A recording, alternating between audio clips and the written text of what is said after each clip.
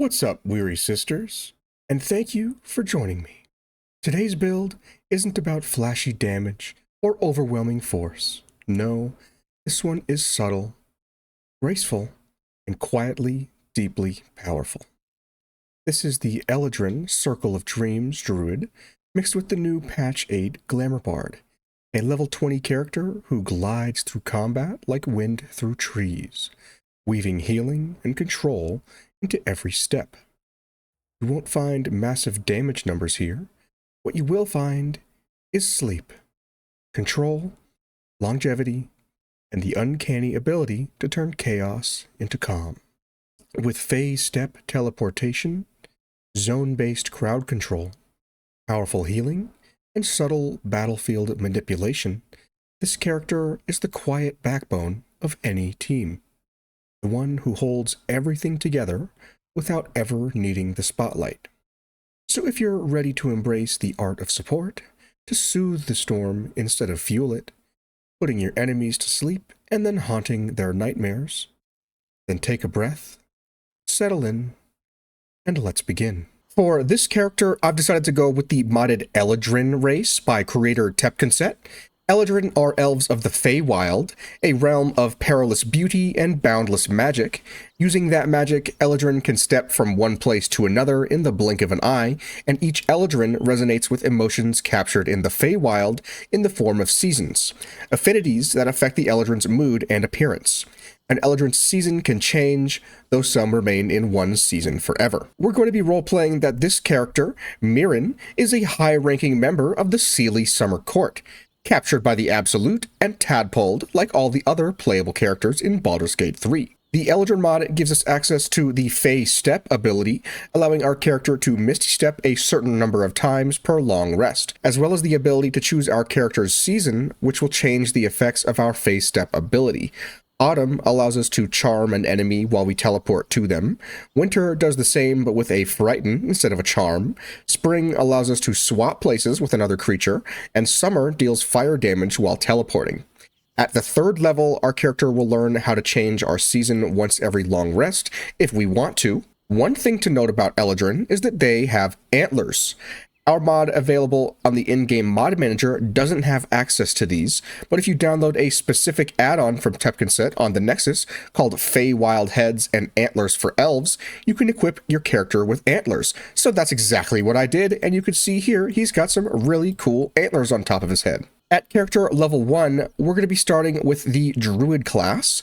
We're going to be taking 14 levels of this class to gain the best benefits of our subclass, while also combining in 6 levels of the new Patch 8 Glamour Bard for more control options, and also because our character is a tricksy, high-ranking member of the Seelie Court, so of course we're a little bit glamorous and bardy. For Druid level 1, we'll be choosing 2 starting cantrips, and I am just going to go with the typical Guidance and also Shillelagh. And for our ability scores, we're generally going to want to focus on Wisdom and Constitution as our core abilities.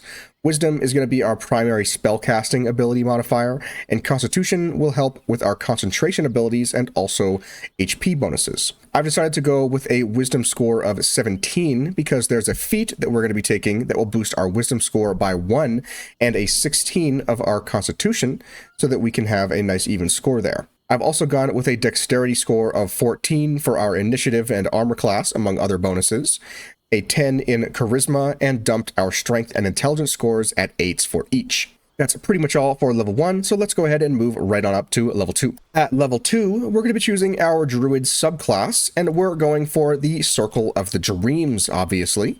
The main thing that we're getting here for now is access to the Balm of the Summer Court, which grants us a pool of D6s equal to our Druid level, which we can use to heal our allies and imbue them with temporary HP. It's kind of like Healing Word, but a lot stronger and without spell slots. We also get access to our Wild Shape abilities, which is nice to have, but definitely not our character's main tactic.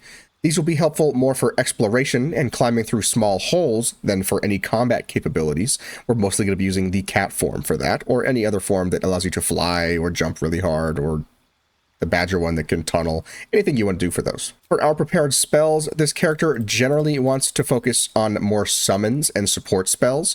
So for that reason, I'm going to go with Speak with Animals, Long Strider, Enhanced Leap, Goodberry, and also Fairy Fire. At level 3, we're getting access to some second level spells, and I am mostly going to go for Enhance Ability, and I'm also going to trade out Fairy Fire for Hold Person, just because I prefer this as a crowd control option over Fairy Fire. At level 4, we learn a new cantrip, and we're going to be picking our first feat. For our cantrip, you can go with pretty much whatever you want, but I'm going to go with Thorn Whip, just so we have another damage dealing option if we so need to, for whatever reason. For our extra spell, I'm going to be adding Lesser Restoration, just because it's a nice bonus spell to have that we can use outside of combat or in it if we really need to. And for our first feat, I'm going to be using an option supplied to us through the Tasha's Feats mod. We're going for Fey Touched. This allows us to learn the Misty Step spell and also a level 1 spell of our choice from the Divination or Enchantment School of Magic. We're also going to be able to boost our intelligence, wisdom, or charisma by 1, and because our wisdom is a 17, we plan to head for this, we're going to bump it up to an 18. These are all the spells that we have access to here. We have Animal Friendship, Bane, Bless, Charm Person, Command, Compel Duel, Dissonant Whispers, Heroism, Hex, Hunter's Mark, Sleep, Speak with Animals, and Tasha's Hideous Laughter. The one that I'm going to go for here is Dissonant Whispers, because otherwise we're only going to be able to get this from the Bard subclass, but we won't be able to use Charisma as our spellcasting ability modifier since it's only a 10. So if we take it here, we can use Wisdom for it, which will just allow us to do even more and have a little bit of a damage option if we want to use it. At level 5, we're going to gain access to 3rd level spells. My favorite option to go for here is Plant Growth, which isn't concentration and will quarter the movement speed of any creature caught within the area. We're also going to be picking a spell added with a mod called Dawnstar's Grimoire. We're choosing the Will of the Wisp. This spell allows us to summon 3 wisps, which are fey creatures that are perfect for us, which surround our character, increasing our armor class by 3. After summoning them, we can use an action to launch a wisp for 2d6 cold damage and 2d4 necrotic damage. If you don't have access to this spell, you don't need to use it. You can take pretty much whatever you want here, but this is the one that I'm going to go for at this time. At level 6, we're going to learn one of our most powerful druid abilities, the Hearth of Moonlight and Shadow. Once per short rest, we can invoke the shadowy power of the Gloaming Court to guard ourselves and our allies, creating an area that makes us obscured while inside it and maximizes all sources of healing while also inside it. If we choose to leave the area for whatever reason, the area will immediately disappear, so we generally want to keep ourselves inside it. It's a pretty big AoE, so we're not going to have too much trouble with that. For our next spell, I'm going with a spell that's provided to us through the Mistress Spells mod called Summon Fey. This allows us to call upon one of the lower ranking members of our court, being one that is either fuming, mirthful, or tricksy. The Fuming Fey is a blink dog, which can teleport a lot and gain advantage after teleporting. The Mirthful Summon is an orange cat, which can teleport and then charm an enemy. And the Tricksy Fey is a pixie, which can teleport and then cast darkness in an area where it just teleported to.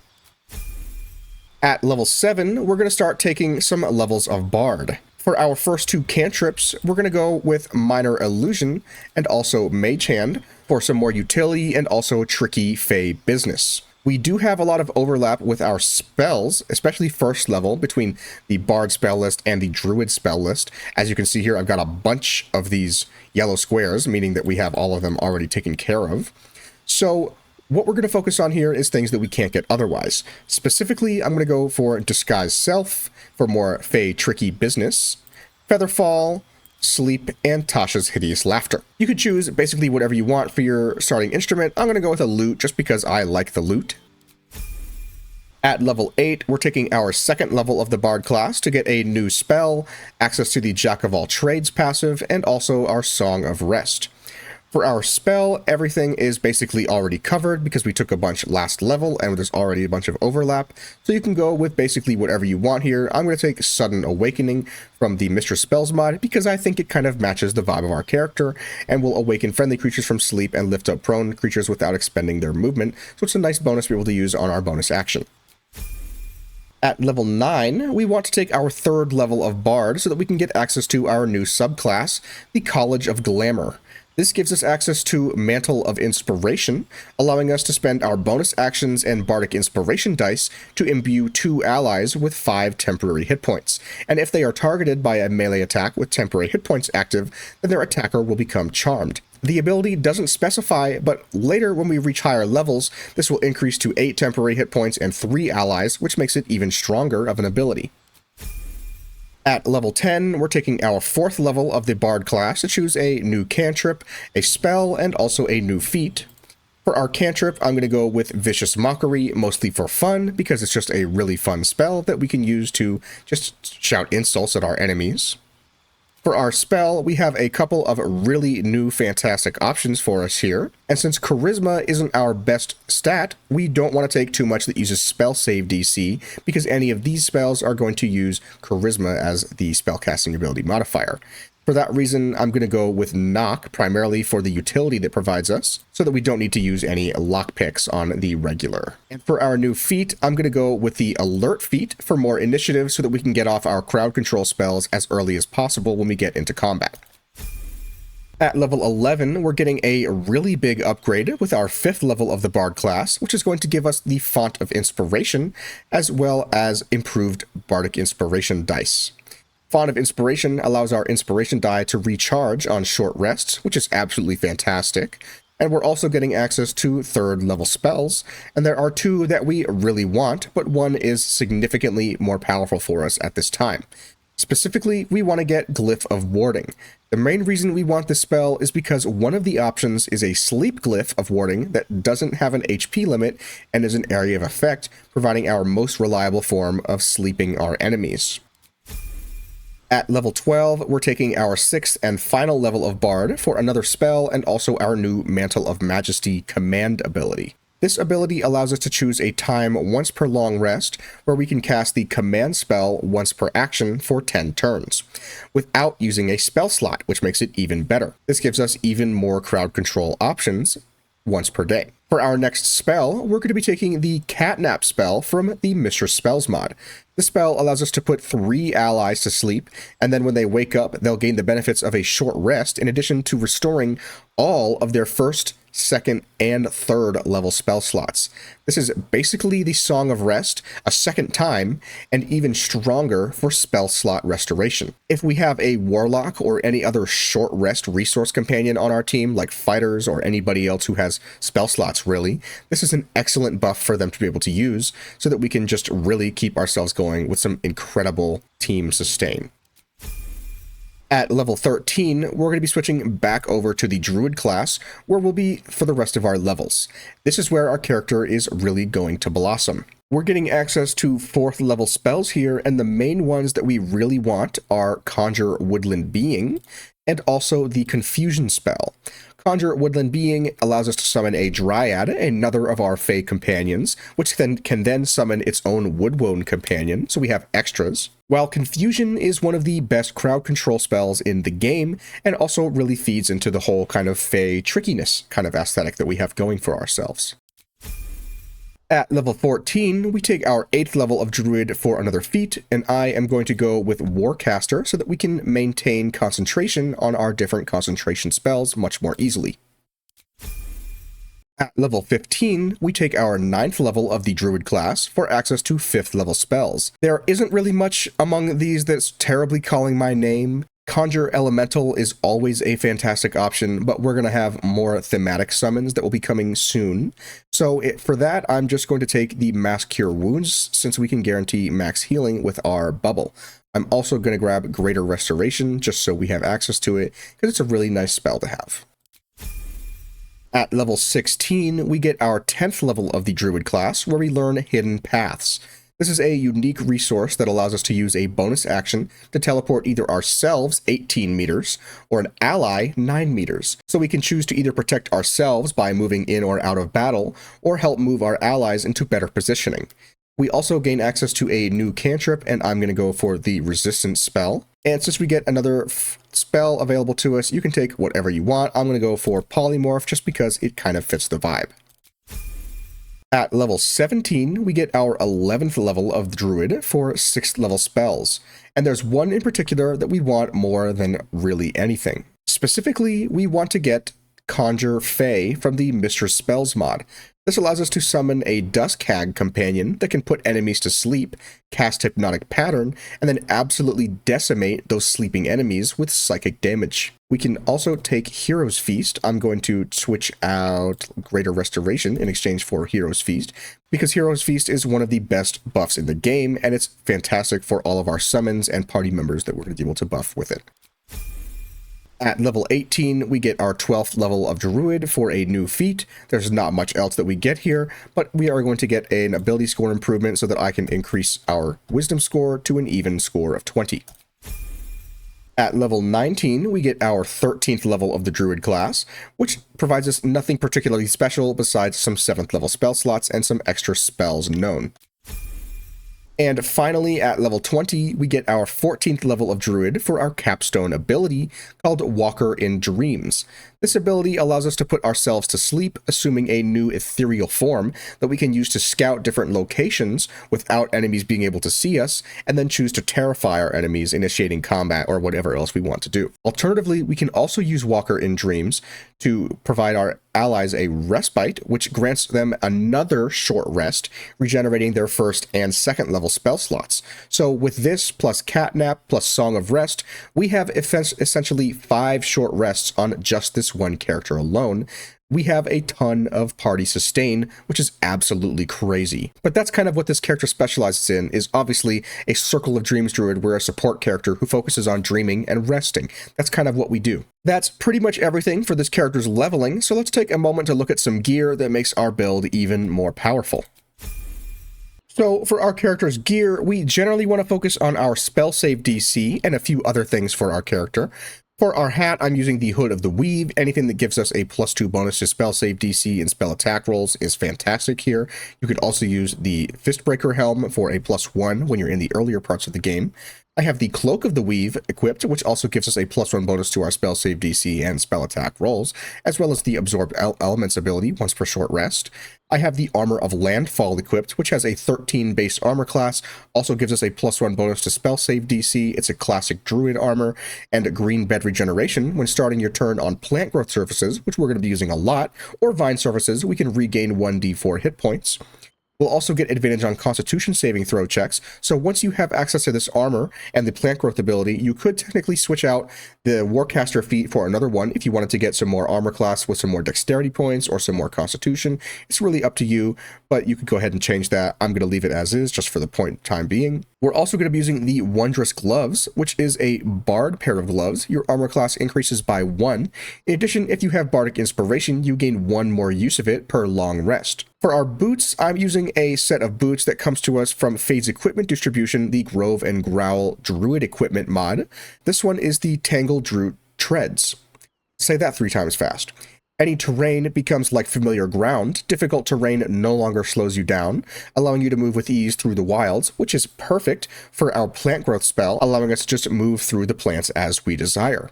Additionally, Writhing Thicket, you feel the forest stir, flowers and vine sprouts around you, making the ground difficult terrain for anyone but you, meaning that even if we're not in the actual plant growth spell, all of our enemies that are near us will also have difficult terrain imposed upon them. We're also going to be using the Fey Semblance Amulet for our amulet, which gives us Semblance of Fey. You have advantage on Intelligence, Wisdom, and Charisma saving throws. There's not really another amulet that works here specifically for our character unless you wanted to use the Amulet of the Devout for some more spell save DC, but I figured that the Fey Semblance Amulet matches perfectly thematically with our character.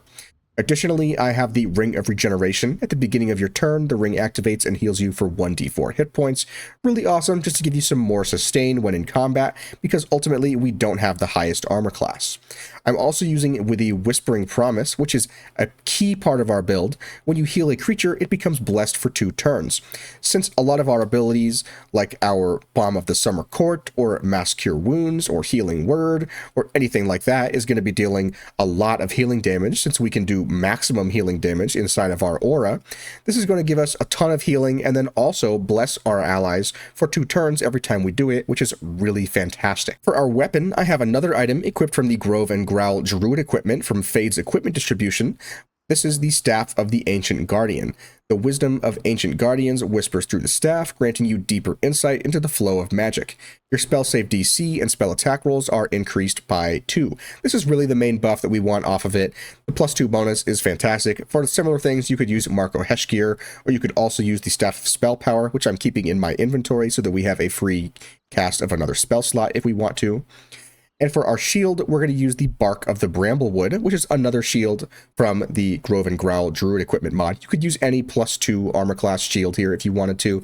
Any shield really will do just fine just to give us some extra armor class.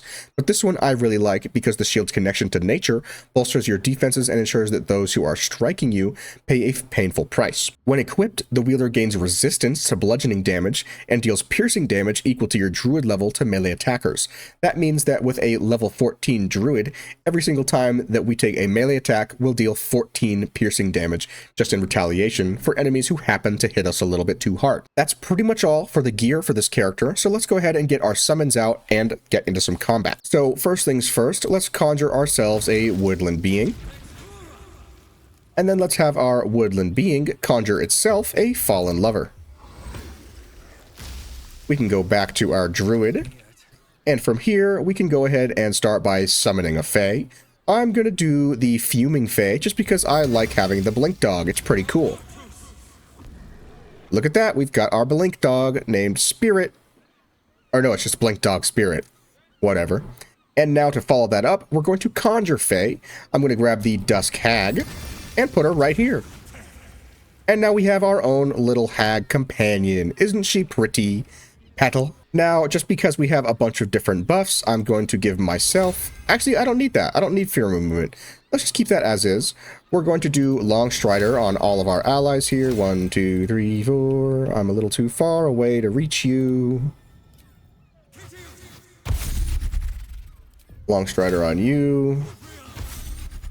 So those are all of our companions. We're going to get them topped off with a Magical Heroes Feast at the 6th level. Shabadoo. Now we've got a bunch of extra health, and we can grab some feast supplies, great for another long rest. So, like I mentioned, this character really isn't all about damage or anything like that, so we are going to focus on doing some more healing spells and support spells and crowd control, and for that reason I have a secondary character here, a damage dealer, just so we can also deal some damage and get combat over with rather than just putting them to sleep and having them wake each other up all the time and then putting them back to sleep. It just will never end, so we're going to have a damage dealer just so we can actually deal some damage. That said, the first thing I'm going to do is activate our Hearth of Moonlight and Shadow. That way we can get our aura set up. Boom, we've got our aura, and now I'm going to plop down a plant growth right here on top of our enemies, just because I know we're going to get combat started and I want to get it going. Now we're going to go into turn-based mode. I'm going to do the Mantle of Inspiration so that we can buff our ally. Let's get him, let's get our Dusk Hag, and let's do ourselves. Now we each have 8 temporary hit points, and if we get attacked, we will charm our enemies. So now we're going to get combat started by having this air elemental here, just to come over here and do some little shenanigans. Let's get this guy angry. Boom, boom. Combat started. We've got this guy. Or we can just start with some crowd control. I'm going to use Glyph of Warding, the sleep version, and I'm going to place it down right here, putting all of these enemies to sleep. Good night, everybody. They're all asleep now. Isn't that fantastic? What am I going to do? Oh, I'm going to use Will of the Wisp because I forgot to do that. We can bump our armor class up. Boom, boom, boom. 3 Will-O-Wisp. Now you can see we've got an armor class of 21. How cool is that? End our turn, and now we can have Declan Voss, our buddy, come over here, and let's have him jump so he doesn't lose movement speed. And he is a swashbuckler, so I'm going to have him do some sneak attack. And looks like she's dead. Ginny's Wrath. That's a little bit of a teaser for what my next build is. I'm going to end my turn. Dash, dash, dash. He's going to push that guy and break him out of sleeping. That's okay. Not the end of the world. End our turn. We have this guy. I don't really need to do anything yet, so I will just strengthen Shillelagh. And we can actually come over here and hit this guy, since he's already awake, and snare him. End our turn. Alright, it is our Woodwode friend's turn. We're going to have him jump over a hall and hit that guy, because we can. Smack. And let's end our turn. And now we've got a Dusk Hag. Everyone's asleep here, which is going to be really powerful. We've got multi-attack. Instill an enemy with multiple nightmares. Unconscious targets take an additional 3d6 damage. Same thing with Nightmare Touch. Instill an enemy with nightmares. Unconscious targets take an additional 3d6 nightmare. Or take an additional 3d6 psychic damage. We've also got our regular claws, but I'm going to multi-attack. Let's go ahead and choose this guy. I'm going to run over here. Multi-attack, and this is going to do an absolutely insane amount of damage. Click, click. Critical hit, 24, 20, and 25, and we just insta-killed him. Good night, sleeper. Sleep. We've got our Blink Dog. I'm going to have our Blink Dog go ahead and blink. Shazoom. And now we can give him a big old bite.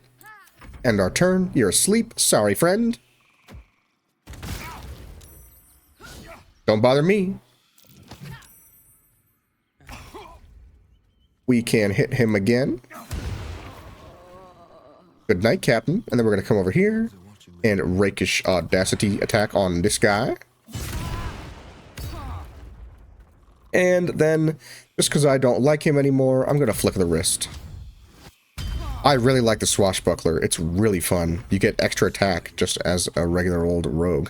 So we've got some cool things we can do here. Nobody's awake yet, but they're going to wake up soon, but they still have a turn left. I'm just going to use a bonus action to actually, let's Mantle of Majesty command, and I am going to have this guy grovel. Sit down. And then we'll end our turn. I didn't need to do an action. Actually, I probably have done something to him, but we don't really need to. We're mostly here for moral support and sleeping people. Let's do this. Boom, boom, boom, boom, boom. You're dead. And now we've got this guy. Let's entangle him so that he can't move. He's saved. Oh, well. We've got our Woodwode. You don't need to... Actually, let's try entangling again. Maybe that one will work. And it's our Dusk Hag's turn. You know what that means. We're going to come over here. And since you're sleeping... Critical hit. 19, 16, and 20. Insta-kill. You're dead. Still sleeping. Oh, you just woke up. That's okay. We're going to blink right over here. Multi-attack. Can't do it. We can just do a regular attack. Bite! End our turn. Now we've got this guy again, so... What are we gonna do? Let's put someone back to sleep. I bite. Good night, Captain. And then let's go ahead and also... How much health do you have? 58? I can do that with a 7th level spell slot. Let's just... Ooh, that's a big area of effect. Let's just do it. Actually, I don't even need a 7th level spell slot. Let's just do Glyph of Warding on him, because that's a 3rd level spell slot and just as powerful. Good night. Sleepy, sleepy! End our turn. And now, I don't want to wake anybody up yet, so let's end our turn. I don't want to wake anybody up yet. I don't want to wake him up yet. Hag time! Come here, Haggy Hag. Nightmare! Nightmare, nightmare, nightmare! Now it's gonna be your turn to get that guy next. Blink Dog, you can chill. This guy, you can chill. You can chill too. Right? Yeah, let's chill. Sleepy, sleepy. Nothing. I just want to do I just want the hag to get crazy. Come on, Haggy, Haggy. Come here, Haggy. Jump on in. And let's multi-attack. Oh, he woke up! Well, it's a good thing we have sleep. Good night! End our turn. End our turn. End our turn. It's all up to you, Haggy. You're the one doing this work. Critical hit. 21, 23, and 16. And just like that, we put our enemies to sleep, gave them nightmares, and turned them out into actual living hell. I didn't even have to do any heal spells, but let's go ahead and do one just because we can. Mass Cure Wounds. Where'd my thing go? My aura ended. Well, let's take a short rest. Let's take a cat nap, put it on ourselves, and on this guy, and we don't really have anyone else to do it on, so let's just end our turn. Cat nap time!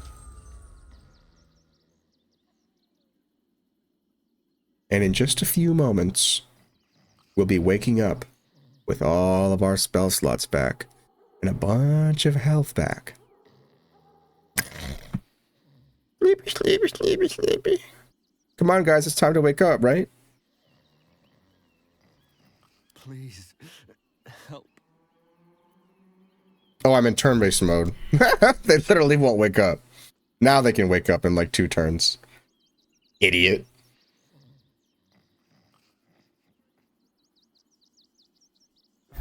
Boom! Look at that. So now I can do this. Let's Hearth of Moonlight and Shadow, just so I can show off what it looks like. Ba-boom. And now we can enter turn-based mode. I'm going to use Mass Cure Wounds. Let's do our Hag, our Woodwood, our Dryad, this guy, and ourselves. Look at that. Blessed, 29, 29, blessed, blessed, blessed. Everybody's blessed, and everyone's got 29 free health. Woo! Not free, 5th level spell slot. That's crazy. Bless all around for everyone. And that's the build.